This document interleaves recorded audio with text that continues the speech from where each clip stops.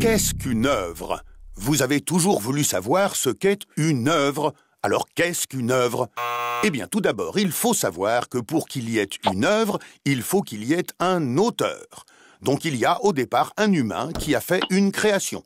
Une création qu'il partage avec le public sous forme de films, de musique, de livres, de documentaires, de chorégraphies, de photos, de pièces de théâtre, de peintures, que sais-je. C'est ça, une œuvre. Alors, ce qui est très spécial et formidable avec une œuvre, c'est que dès qu'elle existe, hop, on peut la reproduire et la représenter. Retenez bien ces deux mots magiques. C'est pas compliqué, je m'explique.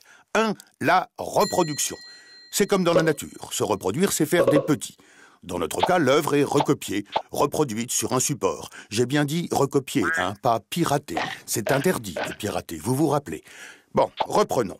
Donc, quand l'œuvre originale se multiplie, vous la retrouvez dans les magasins en plein d'exemplaires et aussi, évidemment, sur Internet. 2. La représentation. Représenter une œuvre, c'est la partager avec des gens. Ça peut se passer dans une salle de cinéma, sur une scène ou même à la maison. Par exemple, quand vous regardez la télé en famille.